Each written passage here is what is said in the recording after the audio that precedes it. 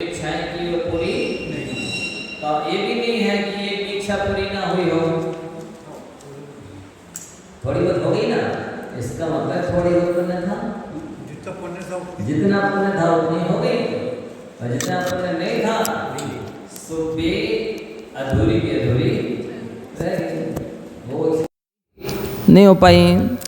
तो आजकल व्यक्ति की इतनी ख्वाहिशें हैं, महत्वाकांक्षाएं हैं, इच्छाएं हैं, वो स्वयं का पुण्य और पुरुषार्थ नहीं दिख रहा।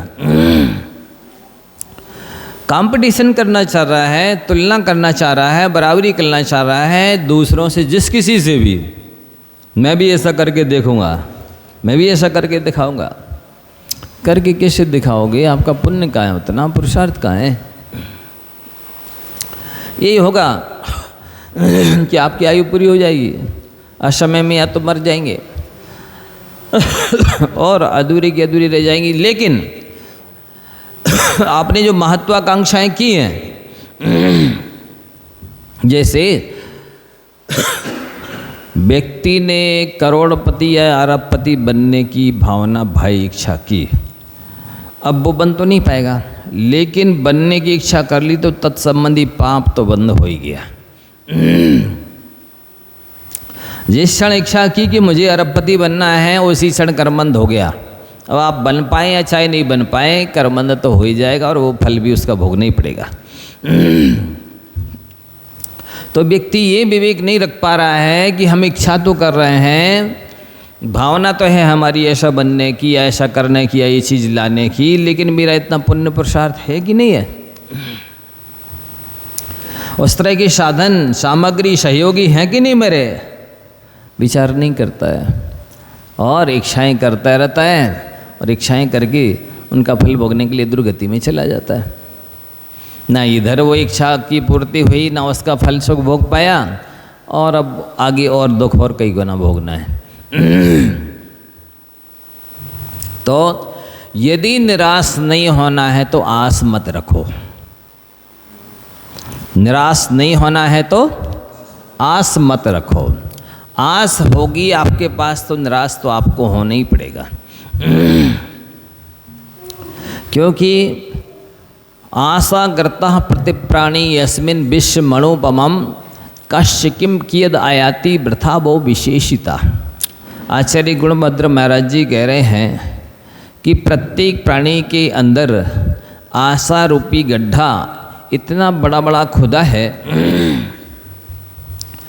कि एक ही प्राणी के आशा रूपी गड्ढे में पूरी त्रिलोक की संपत्ति डाल दी जाए, ऊर्ध्वलोक की भी सारी, मध्यलोक की भी सारी और अधोलोक की भी सारी संपत्ति एक प्राणी के आशा रूपी गड्ढे में डाल दी जाए,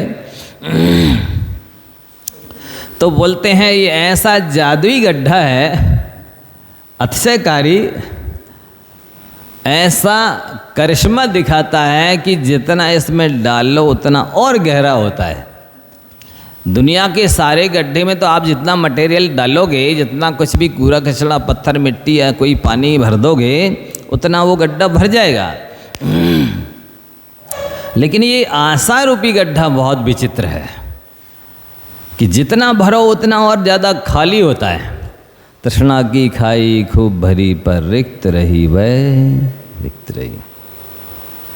ऐसा है बंधुओं, इसलिए आस रखोगे तो निराश तो होना निश्चित है। निराश नहीं होना है तो आस मत रखो, आशा मत रखो, इच्छा मत रखो, अभिलाषा, ख्वाहिश, महत्वाकांक्षा नहीं रखो। लहर जहर की आवे, तृष्णा नागन जो जो डंका। आप देखो, एक इच्छा आपके अंदर उत्पन्न हुई और वो पूरी हुई जैसे तैसे की चार फिर खड़ी। जब तक चारों ओर दृष्टि गई और देखा इधर उधर, इनके पास ये है, इनके पास ये है, इनके पास ये है, इनके पास ये है, ये भी हमको लाना है, चार इच्छाएं फिर खड़ी। अब जैसे तैसे उनको कर लो, मान लो पुरुषार्थ करके और पुण्य होवे तो हो जावे, फिर 16 और खड़ी।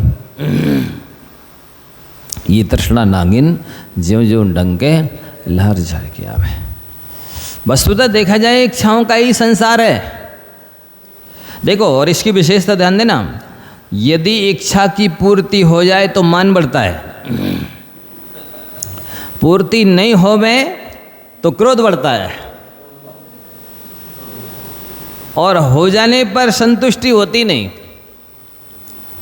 और नहीं होने पर हताश, उदास, निराश, दीनहीन हो जाता है। तो आपका संसार कितना, जितनी आपकी इच्छाएं। क्या मतलब? इच्छाओं ने ये संसार बसा के रखा है। आपको जो संसार में रोक के रखा है, शरीर में रोक के रखा है, 4 गति 84 लाख योनियों में भटकाया है, तो इच्छाओं ने भटकाया है।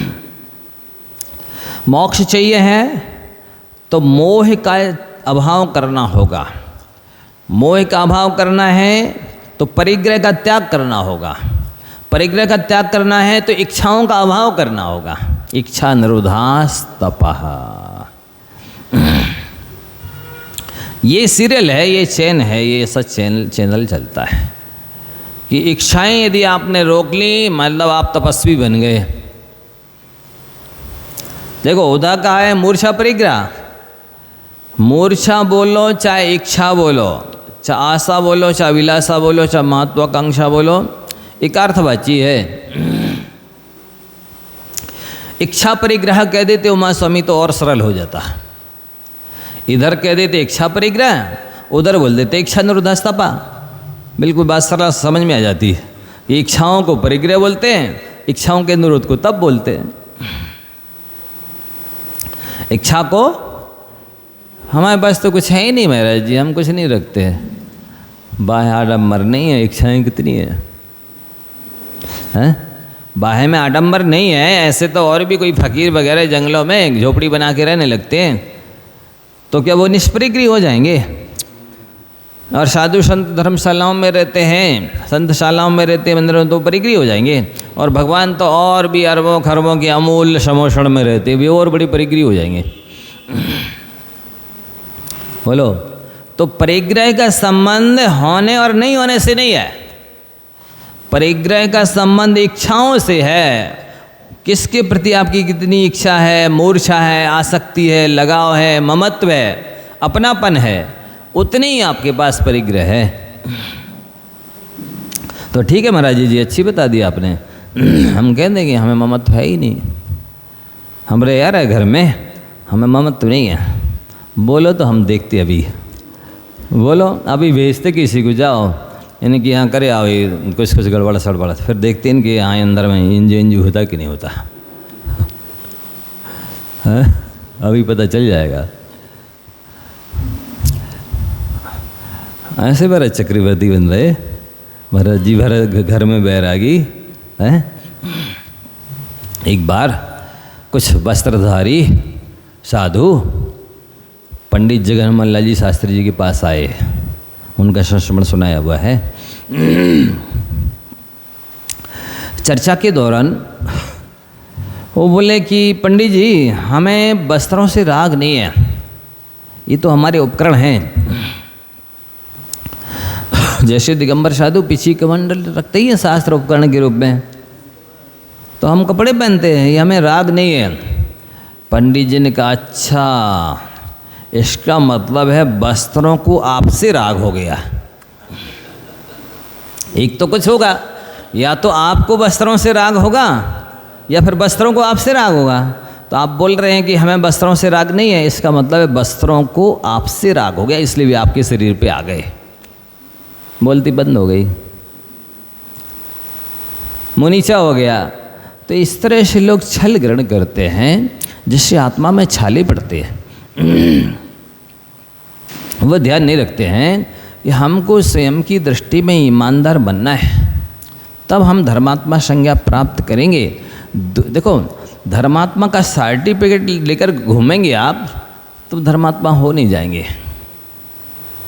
आज लोग धर्मात्मा का सर्टिफिकेट लेकर के घूम रहे हैं। ये श्रावक श्रेष्ठी, ये धर्मा, ये दानी, ये भामासा, ये मतलब अनेक तरह की उपाधियाँ। नहीं, देखो तारीफ करना अलग चीज़ है और तारीफ को अपने मुँह में थोप करके चलना, गले में पहन के चलना अलग चीज़ है। ऐसा तो धन्य है वो जो आशा नहीं रखता, इसलिए उसे कभी निराश नहीं होना पड़ता। यदि निराश नहीं होना है तो आशा मत रखो। आशाओं का ही है संसार सारा, बड़ी विचित्र है आशाएं, इच्छाएं। जैसे ही ये इच्छाएं जीव के अंदर उत्पन्न होती हैं और एकदम आप देखो बेचैनी, आकुलता, छटपटाहट सी होने लगती है। थोड़ी सी कोई इच्छा उत्पन्न कर लो कि शाम को हमको जलेबी पोहा खाना, अब देखो कैसी गुदगुदी लगती है, कौन बनाएगा, कहाँ से लाएंगे, अभी वहाँ जाना है, ये करना वो करना, अनेक संकल्प विकल्प चालू हो जाएंगे। इच्छा उत्पन्न बस करो किसी भी चीज़ की, अनेक तरह की संकल्प विकल्प, आकुलताएं व्याकुलताएं, संकलेश होना चालू।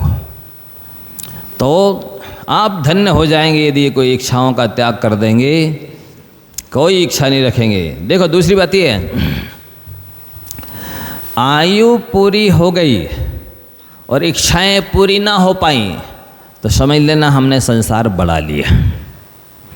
और इच्छाएं आयु पूरी नहीं हो पाई और इच्छाएं खत्म हो गई तो समझ लेना हमने संसार घटा लिया। अब देख लो, एक और अभिलाषा है, बस एक और। ये एक और अभिलाषा इतनी खतरनाक है कि वो कभी पूरी होती ही नहीं। इसलिए आप यदि इच्छाओं का निरोध कर देते हैं तो इतनी निराकुलता, निश्चिंतता आएगी, इतना असीम सुख आपको अभी अभी अनुभूति में आएगा जो शब्दों से नहीं कह पाएंगे। और आप अपनी साधना का पैमाना करना चाहते, थर्मामीटर यानी नाप करना चाहते हैं कि मैंने कितनी साधना की है, मैं कितना धर्मात्मा हूँ। यदि कोई भी चीज़ सामने आती है और आपके अंदर से निकलता नहीं चाहिए, नहीं चाहिए, नहीं चाहिए, अब कुछ नहीं, अब कुछ नहीं, बस बस बस, समझ लो कि आप श्रेष्ठ साधक बन गए। और लगा रहे, और थोड़ा और, थोड़ा और, थोड़ा और, थोड़ा और, समझ लेना कि आपको थोड़ा और भटकना है, थोड़ा और भटकना है, थोड़ा और भटकना है। ये इसका पैमाना है। तो ये साधना करना बहुत महत्वपूर्ण है। इसके लिए कोई पंचम काल बाधक नहीं है, इसके लिए कोई हीन संगनन बाधक नहीं है, इसके लिए कोई गृहस्थी बाधक नहीं है, इसके लिए कोई स्त्री पर्याय बाधक नहीं है, इसके लिए कोई बाधक नहीं है। केवल मन को समझाना है। मन के हारे हार है, मन के जीते जीत। ये मन है तो अपने आप में नपुंसक, लेकिन ये इतना खतरनाक है, वही पुरुषों को पछाड़ता है। तो अपनी आत्मा रूपी पुरुष को इतना सबल बनाओ। और ये भी गारंटी है, आप इच्छाओं का निरोध करके देखिए, आपके अंदर की रिद्धियाँ, सिद्धियाँ, शक्तियाँ प्रकट होने लग जाएंगी। अनेक तरह की शक्तियाँ हैं, जो उपादान शक्ति है, जो मनोबल है, जो वैराग्य है, वो अनेक तरह के गुण प्रकट होने लग जाएंगे। मुझको अब कुछ नहीं चाहिए, ऐसा करके देखो। बहुत बड़ी साधना है ये, सामान्य साधन नहीं है। ये हो जाए तो समझ लीजिए। देखो उन्होंने कहा है, आचार्य महाराज का नाम याद नहीं आ रहा, बहुत अच्छा श्लोक है। बनेपि दोषा प्रभवन्ति रागिणाम गृहेपि पंचेन्द्रिय निग्रहस्तपा अबद्ध मुक्ति पथि गच्छतो भवेत विमुक्त रागस्य गृहम तपोवनम। कोई व्यक्ति वन में रहने लगे तो वन में रहने मात्र से तपस्वी नहीं हो जाएगा, क्योंकि वन में भी दोष उत्पन्न होते हैं। अनेक तरह के पाप विषय कषाय वन में रह करके भी किए जा सकते हैं। गृहेपि पंचेन्द्रिय निग्रहस्तपा। और यदि आप घर में रह करके अपनी इंद्रियों को जीत लेते हैं तो तब होगा। अवध मुक्ति पथि गच्छतो भवेत। जो निर्दोष मार्ग में चलता है, निष्पाप मार्ग में चलता है, विमुक्त रागस्य, इसको किसी से कोई राग नहीं है, तो गृहम तपोवनम, उसके लिए घर ही तपोवन बन जाता है। कितनी सरल साधना बताइए बताइए, कुछ भी नहीं छुड़ा रहे आपका। क्या चाहते हो? कुछ भी नहीं छुड़ा रहे। क्या बोला है? केवल ये जो इंद्रिय रूपी घोड़े हैं, बस इनमें लगाम लगा दो, आप तपस्वी बन जाओगे। इंद्रिय रूपी घोड़ों को अपने बस में रखो, काबू में रखो, तो आप तपस्वी हैं, प्रशंसनीय है। विमुक्त रागस्य गृहम तपोवनम, राग से रहित जो साधक होता है उसके लिए घर ही तपोवन बन जाता है। कितना सरल है बताओ। तपस्वी बनना बहुत सरल है। उधर कह दिया इच्छा निरोधस तपा, आपको अपनी इच्छाएं रोकना है, तपस्वी बन जाओगे। उधर भी कुछ नहीं छुड़ाया, इधर भी कह दिया आप विमुक्त राग हो जाइए, इंद्रियों को काबू में कर लीजिए, विमुक्त राग हो जाइए, आपका घर ही तपोवन बन जाएगा। कई ऐसे होते हैं जब इस चीज़ की कमी होती है, इंद्रिय बस में नहीं होती है, राग कम नहीं होता है, तो आश्रम ही घर बन जाता है। और जिसकी इंद्रिय वश में हो जाती है, राग रहित हो जाता है, तो घर ही आश्रम बन जाता है। एक का आश्रम घर बन रहा है और एक का घर आश्रम बन रहा है। ये है दृष्टिकोण। जैसे जैसे स्वाध्याय करेंगे, जैसे जैसे प्रवचन सुनेंगे, बिल्कुल सरल है मोक्ष मार्ग। ये दृष्टि, भेद विज्ञान की दृष्टि मिल जाए, कुछ भी नहीं छुड़ा रहे, केवल आपको एक दृष्टि दे रहे हैं, एक मार्गदर्शन है। अब बताओ, आपको धन्य धन्य कह रहे हो, कब कह रहे हैं? आप आशा छोड़ दीजिए, धन्य हैं आप। धन्य है वह जो कोई आशा नहीं रखता, इसलिए उसे कभी निराश नहीं होना पड़ता। धन्य धन्य है जे जीव निर्भव पाए कारज किया। हाँ, तिन्हीं ही अनादि भ्रमण पंच प्रकार तजबर सुख लिया। भी धन्य धन्य है जीव जिन्होंने, धन्य धन्य है जे जीव नरभव पाए, मनुष्य भाव को प्राप्त करके ये कार्य किया। कौन सा कार्य किया? आत्मकल्याण का कार्य किया है, इच्छाओं को रोका है, इंद्रियों को जीता है। तिन्हीं अनादि भ्रमण, उन्होंने ये अनादि काल से जो चल रहा था भ्रमण, ध्रुव क्षेत्र काल भव भाव रूप पंच परावर्तन, अनादि भ्रमण पंच प्रकार तज और वर सुख लिया। श्रेष्ठ सुख उन्होंने प्राप्त किया है, मोक्ष सुख, शाश्वत सुख प्राप्त किया है। देखो, विश्वासी व्यक्ति के लिए संजीवनी औषधि है। संजीवनी बड्डी कह दें, रामबाण औषधि कह दें, विल पावर, इच्छा शक्ति, मनोबल, विश्वास, इसी की तो कमी है, इसलिए तो यहाँ बैठे। आप जहाँ बैठे हैं अपनी सोच की वजह से बैठे हैं। आप जहाँ बैठे हैं अपनी सोच की वजह से बैठे हैं। हम यहाँ बैठे हैं अपनी सोच की वजह से बैठे हैं। ये सोच बहुत काम करती है। आप अपनी सोच बदल लीजिए, अब भी आपकी दिशा और दशा बदल जाएगी। यदि सोच बदल ली कि नहीं क्या रखा है इस सब में, हम भी कर सकते हैं। जब ये मनुष्य है ये कर सकते तो हम भी मनुष्य हैं, हम क्यों नहीं कर सकते हैं? देखो, उन्होंने एक दृष्टांत दिया। एक बार क्या हुआ, राजा रानी ने आपस में चर्चा की कि देखें अपन, हम दोनों में कौन शक्तिशाली है। आप शक्तिशाली हो कि मैं शक्तिशाली हो? ठीक है, शक्ति परीक्षा कैसे हो? एक तत्काल की ब्याही गाय थी, उसके बच्चे को रानी उठा करके अपने राजमहल तक ले आई, फिर उसको वहीं तक भेजा गया। राजा ने उठाया, वो ले आया। हाँ, दोनों की बड़ी शक्ति बराबर है। अब एक दिन उठा के रानी जीना चढ़ के ऊपर ले गई, फिर उसको नीचे लाया गया बछड़े को, फिर ऊपर राजा भी ले गया। हाँ, दोनों की शक्ति बराबर है।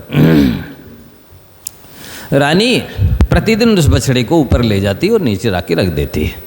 वो लगातार ऐसा करती रही। राजा व्यस्त हो गया, महीना 15 दिन उसने नहीं उठा पाया बछड़े को। अब एक दिन, 1 महीने बाद उसने उठाया, और ये तो बहुत वजनदार, मेरे से नहीं उठ रहा। रानी ने उठाया और वो ले गई ऊपर, और मेरी शक्ति घट गई। राजा क्या बोलता है? मेरी शक्ति घट गई। अब महीने 2 महीने जब उसने बछड़ा उठाया ही नहीं, उसका अभ्यास था नहीं, और रानी रोज उठा करके ले जाती थी और नीचे रख देती थी। उसका अभ्यास था, तो यद्यपि वजन भी बढ़ा 1 महीने में 2 महीने में बछड़े का, इसके बाद भी अभ्यास होने की वजह से वो ले गई और राजा ने उठाया नहीं था 1-2 महीने, तो अभ्यास न होने की वजह से वो तो मेरे से नहीं उठेगा, मेरी शक्ति घट गई। ये सब संसारी प्राणियों के साथ हो रहा है। ये अभ्यास करते नहीं है रानी की तरह, अचानक कहते ये हमसे नहीं होगा, हमारे बस की नहीं है। अरे तुम्हारे भी 2 पाँव हैं, 2 हाथ हैं, 2 आँखें हैं, 2 कान हैं, 2 नाक हैं, माथा है, ये सामने वाला कर रहा है, इसका भी यही है, ज़्यादा क्या है उसके पास?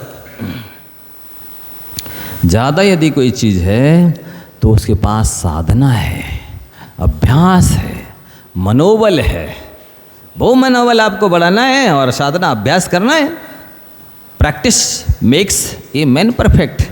अभ्यास साधना व्यक्ति को पक्का और पूरा बनाती है। ये ध्यान रखना चाहिए। हम अभ्यास नहीं करना चाहते, साधना नहीं करते, हम सीधी करेंगे एक साथ। बोले हम तो लेंगे तो मुनि दीक्षा लेंगे। जिनसे घर बाही कछु न बने तीवन माही कहा करें। वो घर में कुछ कर नहीं पा रहे हैं, मुनि दीक्षा लेके करेंगे सीधे। हाँ, बड़े छत्री के बेटा बने। थोड़ा भी करके नहीं दिखा पा रहे, सीधे मुनि बनेंगे हम तो। ऐसा नहीं होता। अभ्यास करना चाहिए, साधना करना चाहिए। थोड़ा थोड़ा बढ़ाते जाते हैं, अपना मनोबल भी बढ़ता जाता है, आत्मविश्वास बढ़ता जाता है, साधना बढ़ती चली जाती है, शरीर वैसा ढलता चला जाता है, इंद्रियां उस तरह से काम करने लगती हैं, लेकिन व्यक्ति करना नहीं चाहता है। ये कमी है। तो अभ्यास, हम तो बस दोष देखने में माहिर हैं। एक व्यक्ति था, वो कहता है भगवान कैसा मूर्ख है। क्यों? बोले ये पतली पतली जो लताएं हैं ना, बोले उसमें इतने बड़े बड़े कद्दू लगा दिए, इतने बड़े बड़े आम के झाड़ हैं, इतनी इतनी सी अम्मियाँ लगाई। बुद्धि होती भगवान के पास तो ये करता कि आम के ऊपर बड़े कद्दू लगाता, ये पतली पतली बोले हैं लताएं, इन पर छोटे छोटी अम्मियाँ लगाता। भगवान मूर्ख है। इस तरह से आलोचना समालोचना परीक्षा करता, मतलब करके निंदा करके, और वो गया घूमने और एक आम के वृक्ष के नीचे सो गया। सीधा लेटा था, एक आम उसकी नाक पर गिरा, नींद खुल गई। अच्छा, भगवान ने ठीक किया। यदि इधर कद्दू लगाता और वो गिरता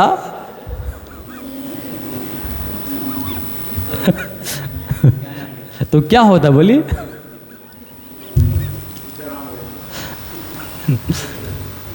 इस तरह जब तक प्रैक्टिकल नहीं हो जाता है तब तक व्यक्ति को समझ में नहीं आता। तो ये इसके पास बुद्धि नहीं है व्यक्ति के पास, और जो बुद्धिमान है उनकी ये मानता भी नहीं है। केवल इनको ऐसा नहीं करना चाहिए था, उनको वैसा नहीं करना चाहिए था, इनको ऐसा नहीं करना चाहिए था। अरे भाई, वो कह रहे हैं, कर रहे हैं, तो उसमें कोई रहस्य होगा, उसमें कोई अनुभव उन्होंने किया होगा, लाभ दिखाई दे रहा होगा, तब आपसे कहा जा रहा है, अब आप करना नहीं चाहते। इससे आप जितना करते चलाएंगे सफलता मिलेगी, आपका आत्मविश्वास बढ़ता चला जाएगा, मनोबल बढ़ता चला जाएगा, और साथ ही अंदर की जो रिद्धियाँ, सिद्धियाँ, शक्तियाँ हैं, उपादान शक्ति है, वो जागृत होती चली जाती है। बहुत बड़ी संपत्ति है आत्मविश्वास, विल पावर, इच्छा शक्ति, मनोबल। ये संजीवनी कह रहे हैं, रामबाण औषधि कह रहे हैं, ये बहुत बड़ी इसको उपमा दे रहे हैं। प्राय लोगों में इसकी बहुत कमी है। उनको अपने पर ही विश्वास नहीं है, तो भगवान का क्या विश्वास करेंगे वे, और दूसरों का क्या विश्वास करेंगे जो जिनको आत्मविश्वास नहीं है। बोलिए, आत्मविश्वास ही नहीं है जिनको, खुद पर विश्वास नहीं है, वे दूसरों पर क्या विश्वास करेंगे। सच्चे मायने में परमात्मा पर उसको विश्वास होता है जिसको आत्मविश्वास होता है। जिसे आत्मविश्वास नहीं है वो परमात्मा पर विश्वास नहीं कर सकता है। इसलिए आत्मविश्वास बढ़ाइए, और वो बढ़ेगा तभी जब आप छोटे छोटे काम करते चले जाएंगे, उनमें सफलता मिलती जाएगी, छोटे छोटे नियम पालेंगे, उन्हें वो पल जाएंगे, उनमें सफलता मिलेगी, आपका आत्मविश्वास बढ़ता चला जाएगा। अरे हमने ये सोचा ही नहीं था कि हम इतना भी त्याग कर लेंगे और चल जाएगा, इसका मतलब मेरा और भी त्याग करेंगे तो भी चल जाएगा। कई लोग होते ऐसे, उन्हें लगता है नहीं हम चाय नहीं छोड़ सकते, सिर दर्द करेगा, और 2-3 दिन किसी वजह से ना मिले मजबूरी में, और फिर उनको लगा नहीं यार कुछ नहीं हुआ, एक ही दिन हुआ था थोड़ा सा दर्द, इसका मतलब हम त्याग कर सकते हैं। तो इस तरह आत्मविश्वास बढ़ जाता है। आत्मकल्याण के लिए 43 नंबर देखें, सरस्वती से श्रेष्ठतर कोई वैद्य नहीं है और उसकी साधना से बढ़कर कोई औषधि नहीं है।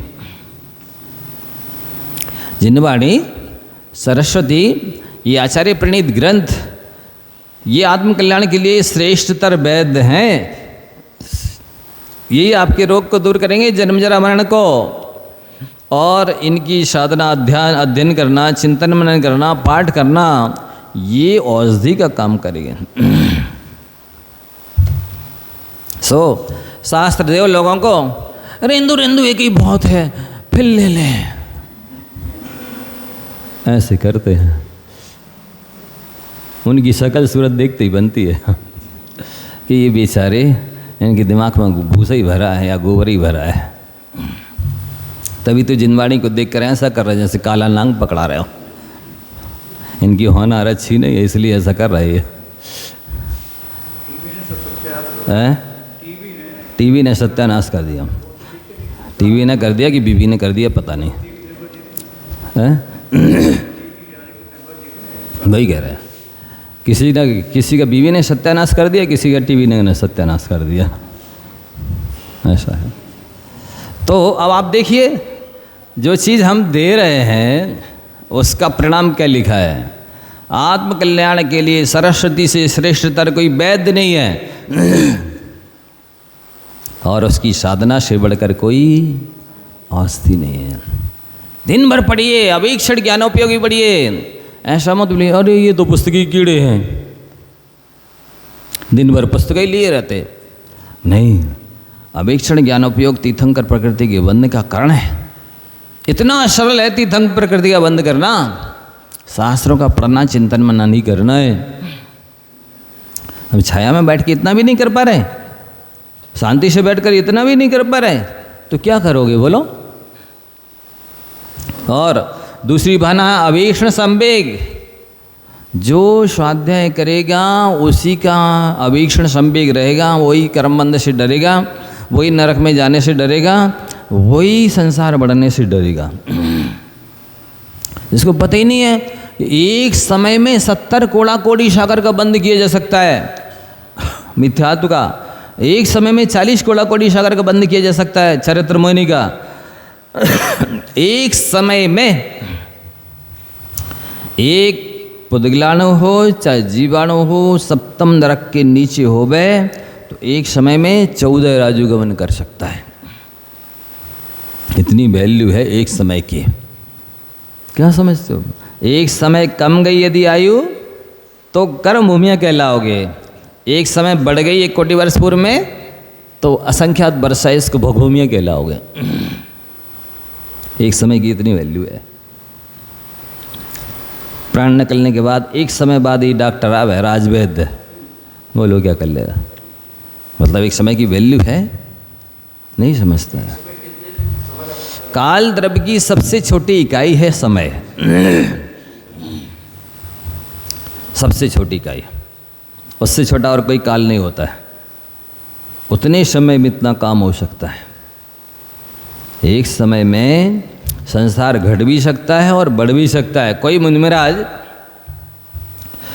जो रत्नात्रय के धारी हैं, उत्तम शगनन वाले हैं, आयु पूरी हो रही है और लास्ट समय बचा है, उसी लास्ट समय में ओम बोले तो मोक्ष मिल सकता है। इतनी वैल्यू है एक समय की। इतना भी लिखा है शास्त्रों में। सो अंतिम क्षण को सुधारने के लिए जीवन का प्रत्येक क्षण सुधारना चाहिए, और साधु इसीलिए जीवन के प्रत्येक क्षण को सुधारते हैं, सदुपयोग करते हैं, और उस अंतिम एक समय को सुधारने के लिए 28-28 मूल गुण पालते हैं, 12-12 तप करते हैं और उपसर्ग सहते परिचय सहन करते हैं। अंतिम समय को सुधारने के लिए 1 कोटि वर्ष पूर्व की आयु है तो उतने लंबे समय तक उस प्रत्येक समय को सुधार रहे हैं, अंतिम समय को सुधारने के लिए। अज्ञानी समझते नहीं, उसकी दृष्टि में समय की कोई वैल्यू नहीं है, सत्संगति की कोई वैल्यू नहीं है, स्वाध्याय की कोई वैल्यू नहीं है, सत्संस्कारों की कोई वैल्यू नहीं है। वो गोरख धंधे में फंसे रहने को व्यस्तता समझता है, महत्वपूर्ण समझता है, उपलब्धि समझता है, जो नश्वर है। अच्छे से पढ़ लो इसको, आत्मकल्याण के लिए चाहते हो ना, आत्मकल्याण कह रहे हैं सरस्वती। सरस्वती मतलब वो 4 हाथ वाली नहीं, ये जिनवाणी, ये शास्त्र, ये दिव्य ध्वनि, ये आचार्यों ने लिखे जो ग्रंथ है वे श्रेष्ठ तर्क वैद्य हैं, कोई नहीं है कह रहे। और उसकी साधना से बढ़कर कोई औषधि नहीं है। शास्त्र पढ़ रहे हो इसका मतलब मोक्ष मार्ग में चल रहे हो।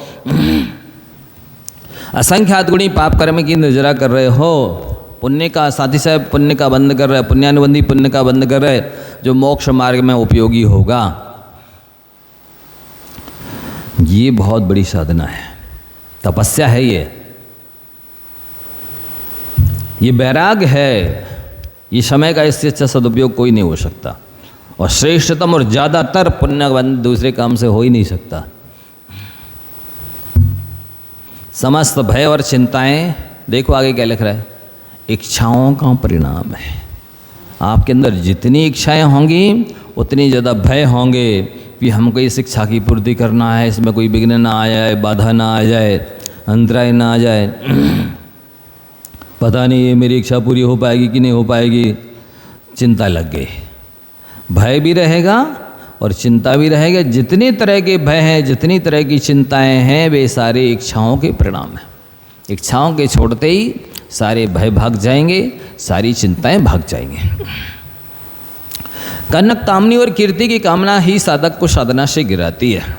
कनक माने सोना, अर्थात लक्ष्मी, कामनी स्त्री और कीर्ति की कामना, ये 3 चीज़ें बहुत अच्छे से समझ लो। यदि आप पैसे से दूर हैं, मतलब सोने चांदी इत्यादि से, परिग्रह से दूर हैं, कामने की इच्छा से दूर हैं, कीर्ति की इच्छा से दूर हैं, फिर देखिए आप कितनी निश्चिंता, कितनी निराकुलता रहेगी, आनंद ही आनंद बरसने लग जाएगा। बिल्कुल, इसकी वजह से आपाधापी होती है, इसकी वजह से बहुत कुछ करना पड़ता है। बड़े बड़े साधुओं को भी, जो बड़े कहलाते हैं, होते नहीं है, कहलाते हैं, उनको भी बहुत कुछ करना पड़ता है। ये ज़मीन खरीदनी है, वो ऐसा बनवाना है, ये करना है, ये करना है, इसी के चक्कर में आ गए। और यश की लोलुपता, मान कषाय की तीव्रता में किसी भी पद की चाह होती है, चाहे वो गणधर की पद की चाह हो, और चाहे आचार्य पद की चाह हो, चाहे उपाध्याय पद की चाह हो, मान कषाय की तीव्रतावश होती है चाह। और इसको भगवती आराधना में अप्रशस्त निदान लिखा है। आप देख लो, ग्रंथों तुल्या में दिखाता हूँ, निदान के अंतर्गत लिखा है इनने, ये भोगाकांक्षा निदान बंधन। सो ये साधक को साधना से 3 चीज़ों की इच्छा गिराती है। यदि 3 चीज़, देखो कहते ना, कंचन तजना सहज है, सहज त्रिया का ने, और मान बड़ाई ईर्ष्या दुर्लभ तजनी है। कंचन छोड़ करके दीक्षा ली सकते, सोना चांदी। कंचन तजना सहज है, सहज त्रिया का ने, और मान बड़ाई ईर्ष्या दुर्लभ तजनी है। ईर्ष्या छोड़ना बहुत मुश्किल काम है। ईर्ष्या माने प्रतिस्पर्धा, और मान बढ़ाई, मेरा ज़्यादा नाम हो, मेरी ख्याति हो, ये कामना बहुत खतरनाक है, ये साधना से गिराती है। जिसको ये नहीं चाहिए, सो चाह गई चिंता गई, मनुआ बेपरवाह है, जिन्हें कछु नहीं चाहिए बेसहन के शाह। सहनशाह वो होते हैं जिनको कुछ नहीं चाहिए, बस चाहे जाती ही चिंता चली जाती है। ये साधना करनी है। कनक की, कामनी की, कीर्ति की, ये कमजोरी मानी जाती है, बहुत बड़ी कमजोरी है, इसको छोड़ना बहुत मुश्किल काम है। यदि यूँ कहें कि मोक्ष मार्ग की सबसे बड़ी और अंतिम कमजोरी यदि कोई है तो ख्याति की चाह। मोक्ष मार्ग की अंतिम और सबसे बड़ी कमजोरी ख्याति की चाह है। अगला देखो क्या कहते हैं, सुख इंद्रिय विषयों में नहीं, इच्छाओं के रोकने में है। देख लो जरा, अज्ञानी सुखी होने के लिए सुख सुविधा के साधन जुटाएगा, फैसिलिटी जुटाएगा, और फैसिलिटी चाहिए, सुख सुविधा चाहिए तो पैसे चाहिए, तो पैसे के लिए सर्विस करेगा, बिजनेस करेगा, देश विदेश में जाएगा और कितने कितने उल्टे सीधे काम करेगा। पैसे होंगे तो फैसिलिटी होगी, फैसिलिटी होगी तो हम सुखी हो जाएंगे। पर आचार्य क्या कह रहे हैं, सुख इंद्रिय विषयों में नहीं है, इच्छाओं के रोकने में है। आप इच्छाएं रोक दीजिए, ख़त्म कर दीजिए। मुझे कुछ नहीं चाहिए, मुझे कुछ नहीं खाना, कुछ नहीं पीना, कहीं नहीं जाना, कुछ नहीं देखना, कुछ नहीं सुनना। फिर देखिए आप, नहीं एक इच्छा है बस विदेश घूमे आए, एक इच्छा है हवाई जहाज पे बैठने की, लो हो गया काम। वो एक इच्छा जो रह जाती है ना, वो फिर जहाँ जाओगे वहाँ और दूसरी चीज़ें देखोगे, सो अन्य इच्छाएँ उत्पन्न हो जाएंगी। ये तो हमने किया ही नहीं, अभी ये तो हमने देखा ही नहीं, यहाँ तो हम गए ही नहीं। एक इच्छा पूर्ति करने के चक्कर में अनेक इच्छाएँ और उत्पन्न हो जाती हैं, और इच्छाएँ जैसी रुकेंगी आप सुखी हो जाएंगे। सुखी होना है, होना है ना, तो इच्छाओं को रोक दो। नहीं बस एक ही इच्छा हो रहा है महाराज, बस आप नहीं होगे सुखी, भूल जाओ।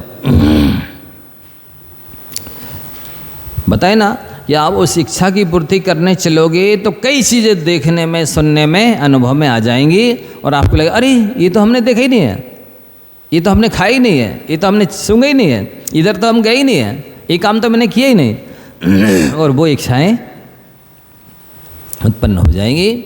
सो एक इच्छा की पूर्ति करने चले थे, अन्य इच्छाएं अनेक हो गई, अब आप सुखी नहीं हो पाओगे। इंद्रिया स्विच और मन मेन स्विच है, अतः इंद्रियों को नहीं मन को जीतो। क्या बोल रहा है, स्विच तो बहुत सारे होते हैं, पंखे का स्विच, लाइट का स्विच और अनेक चीज़ों के स्विच होते हैं, मेन स्विच एक ही होता है। मीटर का स्विच एक ही होता है, वो बंद हो जाए तो अब बताओ इन स्विच सारे चालू कर दो, कोई भी जलेगी, पंखा चलेगा, बल्ब जलेगा, कुछ भी नहीं होगा। तो इसलिए मूल तो प्रेरणा स्रोत ये है, मन। सर्वे सर्वा कर्ता धर्ता सारा तो ये नपुंसक है, ये मन है। तो इंद्रियां स्विच हैं और मन मेन स्विच है। मेन स्विच को गिरा दो, सारी लाइट बंद हो जाएगी। इसलिए आपको देखना है मन हमारे वश में है कि हम मन के वश में हैं। एक दिन बताया था ना कि यदि आप वो काम कर रहे हैं जिसमें आत्मा का अहित होने वाला है, अशुभ कर्मों का बंद होने वाला है, संसार बढ़ने वाला है, दुर्गति में आप जाने वाले हैं, और फिर भी वही काम कर रहे हैं, इसका मतलब है आप मन के बस में हैं। और यदि जो गलत काम है वो नहीं करते हैं तो समझ लो कि मन आपके बस में है, ये इसकी पहचान है। हाँ, गलत काम करने से रोकिए। इंद्रियों को काबू में रखने की एक ही युक्ति है, देखो युक्ति भी बता रहे अब, कि उनके प्रतिकूल काम करते रहिए। मन में इच्छा हुई, गर्मी लग रही, तुरंत ठंडी का इंतजाम कर लिया। मन इच्छा हुई ये खाना है, तुरंत इंतजाम कर लिया। तो ये इससे आप जो है ना इंद्रियों के अनुकूल चल रहे हैं, और चलना है प्रतिकूल। जैसे रसना मांग रही, अच्छा बढ़िया मिर्च मसाला मिल जाए, नमक, आप मत दीजिए, रसना बस में हो जाएगी। नहीं वो तो एक गिलास नहीं खा सकते फिर महाराज, आप गिलास नहीं खा पाएंगे तो गिलास आपको खा जाएगा। नमक मिर्च मिलाओगे ना तो गिलास आपको खा जाएगा। फिर जो मनुष्य अपनी इंद्रियों को वश में रखता है वह देवों के द्वारा भी वंदनीय है। देख लिए पूज्यता कहाँ से आती है, वंदनीय कैसे होता है व्यक्ति, जो इंद्रियों को वश में कर लेता है तो वो पूजनीय बन जाता है, वंदनीय बन जाता है। वो जहाँ बैठ जाता है वो स्थान तीर्थ बन जाता है। इंद्रिय विजेता साधक जहाँ बैठ जाते हैं वही तीर्थ बन जाता है। दयोदय तीर्थ बन गया है, नेमावर तीर्थ बन गया, कि अमरकंटक, कितने सारे तीर्थ बन गए। कैसे बन गए?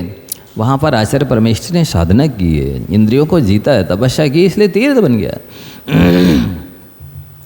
रत्नात्रय के धारी जहाँ विराजमान हो जाए वो तीर्थ बन जाता है, वो क्षेत्र बन जाता है, वो पूज्य बन जाता है, वो निषिद्धिका बन जाती है। अब देखिए ना, सम्मेद शिखर में कौन से सिद्ध परमेश्वरी विराजमान है? वो तो तनु वातवल्य में जाके विराजमान हो गए। उस स्थान पर उन्होंने साधना की है, ध्यान लगाया है, इंद्रियों को वश में रखा है, तो वो स्थान अब पूज्य बन गया सम्मेद शिखर।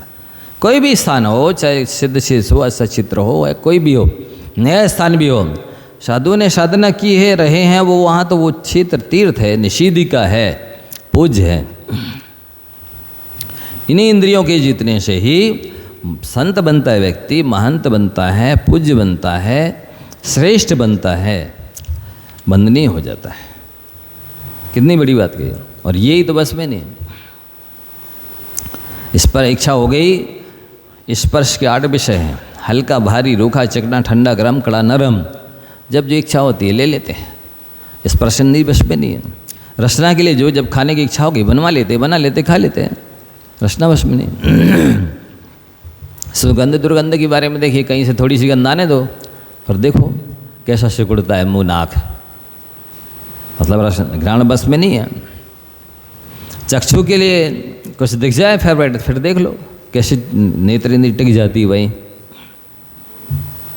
कर्णेंद्री, अब यदि किसी ने निंदा की है और आपके अंदर द्वेष उत्पन्न हो गया है, इसका मतलब कर्णेंद्री आपके वश में नहीं है। किसी ने प्रशंसा की है, उससे आपको राग हो गया है, इसका मतलब आपकी कर्णेंद्री आपके वश में नहीं है। निंदा में भी और प्रशंसा में भी सम रहना है, तटस्थ रहना है, मध्यस्थ रहना है, तो आपकी कर्णेंद्रिय आपके वश में है, तब आप बंदनीय बनेंगे। कोई बनाएगा नहीं, बंदनीय हो जाएंगे, पूजनीय हो जाएंगे, पूजता आ जाएगी। मनुष्य का शरीर रथ है। अब देखो ध्यान से, बुद्धि सारथी है, 50 नंबर का। इंद्रियां इसके घोड़े हैं। अभी कहा था ना, इंद्रियों पर लगाम लगाइए। क्यों लगाइए? क्योंकि ये इंद्रियां घोड़े हैं। इसको बस में करके साधना करने वाला चतुर एवं धीर पुरुष काबू में किए हुए घोड़ों के से सारथी की भांति सुखपूर्वक यात्रा करता है। मोक्ष मार्ग की यात्रा करनी है तो आप इस शरीर को रथ बनाइए, बुद्धि को सारथी बनाइए। बुद्धि वही सारथी बनेगी जो आगम के अनुसार चलने वाली है। शास्त्र पढ़े हैं, सुने हैं, सत्संगति की है तो बुद्धि सारथी बनेगी, नहीं तो वो स्वार्थी बनेगी। सारथी और स्वार्थी में अंतर है ना? हैं? हाँ, समझदार आप लोग, समझ गए इतने जल्दी। तो यदि शास्त्र के अनुकूल होगी बुद्धि तो सारथी बनेगी, शास्त्र के प्रतिकूल होगी तो स्वार्थी बनेगी। इंद्रियां इसके घोड़े हैं। देखो, घोड़ों के बिना रथ चलता नहीं है, लेकिन यदि घोड़ों में लगाम नहीं लगी होगी तो भी रथ चल नहीं सकता है। तो घोड़े तो चाहिए, पर लगाम लगे घोड़े चाहिए। इसको बस में करके साधना करने वाला चतुर एवं धीर पुरुष काबू में किए हुए घोड़ों से सारथी की भांति सुखपूर्वक यात्रा करता। बस इंद्रियां ही जीतना है। इंद्रियों के लिए ही व्यक्ति पंचेंद्रिय के विषयों का सेवन करता है। पंचेंद्रिय के विषयों का सेवन करने के लिए उसको पाप करना पड़ते हैं। पंचेंद्रिय के विषयों के लिए उसको कसाय करनी पड़ती है। पंचेंद्रियों को विषय सेवन करना भी अपने आप में असंयम है, फिर वो पूरी तरह संसारी बन जाता है, असंयमी बन जाता है। इंद्रियां जैसे ही जीत लेता है, पाप भी छूट जाते हैं, कषाय भी बंद हो जाती है, और साथ ही साथ कषाय और पाप छूट गए तो विषय तो छूट ही गए, संत बन जाता है। फिर अंत में इंद्रियां बस में न होने के कारण अर्थ को अनर्थ और अनर्थ को अर्थ समझकर अज्ञानी पुरुष बड़े सुख से हाथ धो बैठता है। कितनी बड़ी बात कही है। इंद्रियां बस में नहीं होंगी ना, तो आप समझ लीजिए कि जो वास्तविकता है, कल्याणकारी है, अर्थ है, उसको अनर्थ समझेंगे। नहीं, ये अपने बस का नहीं है, ये तो बहुत कठिन है, फिर देखेंगे कभी बाद में। इस टाइप से अनर्थ समझ करके छोड़ेगा। और जो अनर्थकारी है, विषय भोग, उनमें ही लगेगा। और जब कोई टारगेट ही नहीं बनाया है, कोई लक्ष्य नहीं बनाया है, कोई साधना करना ही शुरू नहीं की है, तो हम भी मोक्ष चलेंगे आपके साथ, हम भी ऐसा करेंगे, शेख चिल्ली की तरह कहने सोचने से होता है क्या? करना पड़ता है, लक्ष्य बनाना होता है। इतने समय से इतने समय तक हम इतनी साधना कर लेंगे, करके दिखाएंगे, इसके बाद इसके आगे बढ़ जाएंगे, फिर इस समय हम इसको छोड़ देंगे और इस तरह की ये साधना आगे की शुरू कर देंगे, तब होती है। वो लोग कौन सा लक्ष्य बनाया, कितनी उम्र हो गई है, कितनी बाकी बची है, क्या कर लिया है अब और क्या करना है? कुछ नहीं, मोक्ष चलेंगे आपके साथ। हो आ जाओगे हमारा पाँव पकड़ के, हैं? बिल्कुल आ जाओगे। समय हो रहा है। जो अधिक धन का स्वामी होकर भी इंद्रियों पर अधिकार नहीं रखता है, वह इंद्रियों को बस में रखने के कारण ही ऐश्वर्य से भ्रष्ट हो जाता है। अधिक धन का स्वामी होकर भी, धन तो बहुत है, बताता दिखाता भी रहता है, अहंकार भी करता रहता है, इंद्रियों पर अधिकार नहीं रखता। और ये नियम है कि जितना ज़्यादा लक्ष्मी होगी उतनी ज़्यादा अनर्थ होने की संभावना रहेगी। जितने, क्योंकि लक्ष्मी जो आती है ना, तो वो विपत्ति को साथ में लाती है। संपत्ति और विपत्ति का जोड़ा है, अकेली संपत्ति नहीं आएगी, साथ में वो विपत्ति भी लाएगी। आप जितनी ज़्यादा संपत्ति बढ़ाते चले जाएंगे उतनी ज़्यादा विपत्ति बढ़ती चली जाएगी। ये नियम है, लिख लो आप, ब्रह्म वाक्य है। लक्ष्य संपत्ति के साथ विपत्ति आएगी ही आएगी। और साथ ही पंचम काल, शास्त्रों में लिखा है, मैं अपनी तरफ से नहीं बोल रहा हूँ, पंचम काल के लक्ष्मीवान मदांध होंगे, विषयासक्त होंगे, बे उल्लू की भांति। जैसे उल्लू दिन में अंधा रहता है, वैसे ही मदांध होंगे, मद से अंधे होंगे। साथ ही उनकी लक्ष्मी दान धर्म में ना के बराबर लगेगी, बाकी सारी की सारी वकीलों के पास, डॉक्टरों के पास, विषय भोगों में, अनाप शनाप में बर्बाद होगी। ऐसा शास्त्रों में लिखा है। इसलिए आप लक्ष्मी से बहुत सोच समझ के रिश्तेदारी कीजिए, उसको रखेंगे तो समझ लीजिए कि आपका अनर्थ तो होना ही है। जा वाणी के ज्ञान ते